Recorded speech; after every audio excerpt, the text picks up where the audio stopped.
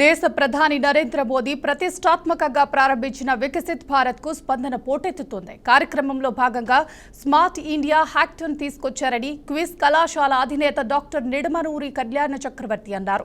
దేశవ్యాప్తంగా 1,42,715 టీమ్స్ ఉన్నాయన్నారు. 8,26,635 మంది విద్యార్థులు ఉన్నారని చెప్పారు. అందులో 1,360 టీమ్స్ సెలెక్ట్ చేశారని తెలిపారు.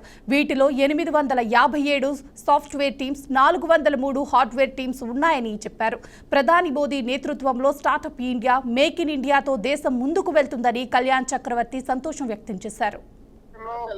నరేంద్ర మోడీ గారి సారథ్యంలో ఒకప్పుడు 2 ఎంపీలతోటి స్టార్ట్ అయ్యి ఈ రోజు దాదాపుగా 300 ఎంపీలతోటి భారతదేశాన్ని పరిపాలిస్తున్నటువంటి పార్టీ భారతీయ జనతా పార్టీ.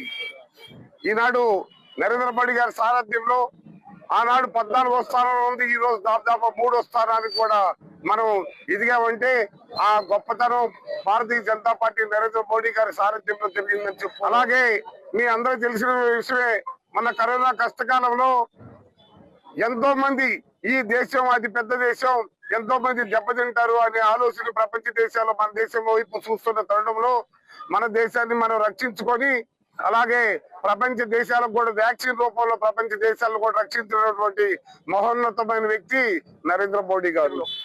అలాగే దాంట్లో భాగంగానే ఈ రోజు ఆత్మ నిర్భర్ భారత్ కింద ఈ గిద్దలూరు నియోజకవర్గం ఎర్రగొండపాలెం అయిపోయింది, నెక్స్ట్ గిద్దలూరు నియోజకవర్గం రావడం జరిగింది. ఆత్మ నిర్భర్ భారత్ ముఖ్య ఉద్దేశం మన స్వదేశీ వస్తువుల్ని మనం ఎక్కువగా వాడుకుందాం, విదేశీ వస్తువుల్ని మనం బహిష్కరిద్దాం. మొట్టమొదటిసారిగా ప్రకాశం జిల్లా ఎర్రగొండపాలెం ముగించుకొని గిద్దలూరుకు రావడం జరిగింది.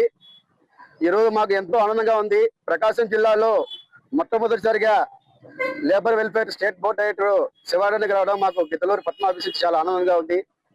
కాబట్టి ఈరోజు పార్టీ 2 సంవత్సరాల నుంచి జిల్లా అధ్యక్షుడిగా ఉన్నప్పుడు గిద్దలూరు నియోజకవర్గంలో పార్టీ చాలా అభివృద్ధి ఈ 2 సంవత్సరాల్లో ముందుకు జరిగింది.